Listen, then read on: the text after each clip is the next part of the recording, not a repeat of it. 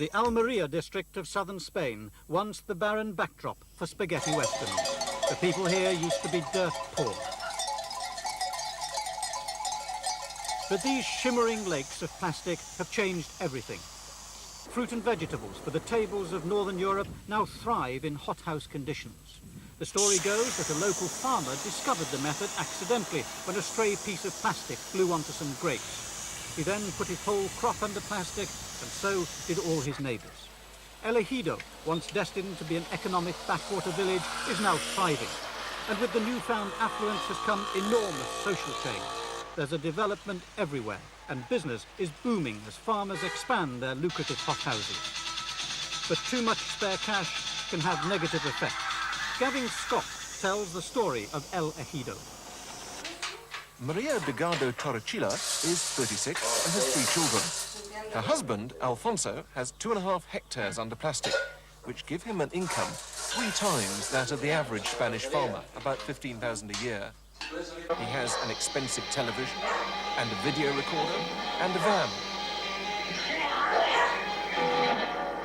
And he's pretty well contented with what he's achieved after 20 years' work, starting without any capital at all.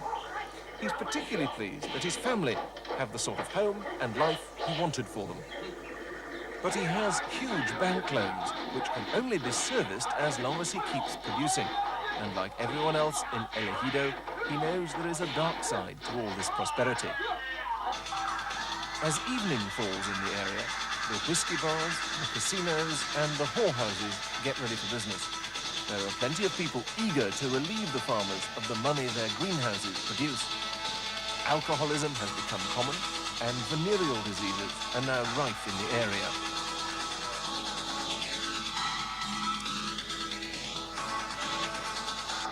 But most worrying of all are the suicides. Suddenly, in the last 8 months, farmer after farmer has disappeared into his highly profitable greenhouse and either hanged himself or drunk paraquat. The toll is 17 so far, and there's no sign of the spate of suicides abating. In the little hospital in a leafy square in the nearby hill town of Bergia, the coroner is getting worried.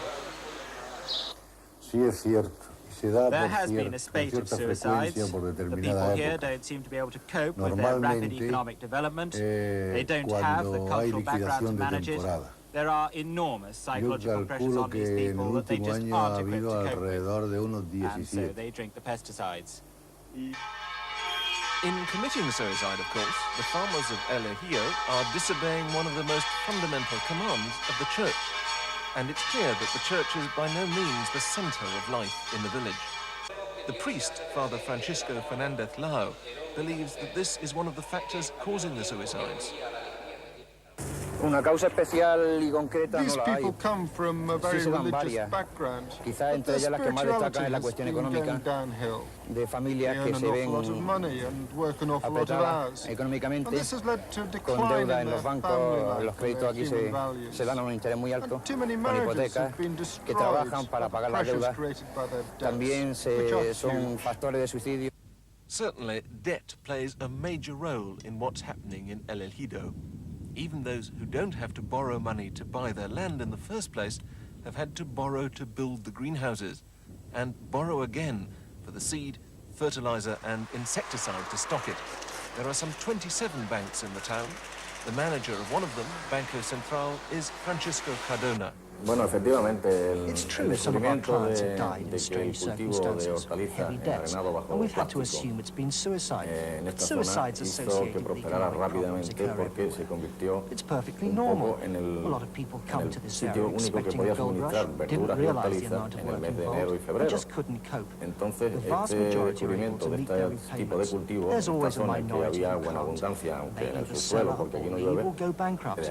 This is not an area where people save money. It's an area of investment. There is, however, another aspect of the mystery which doctors are beginning to consider. The sheer volume of chemicals that are needed to produce the thousands of tons of fruit and vegetables that pour out of El Ejido. Alfonso Torrecilla spends about a third of the money his farm brings in on pesticides.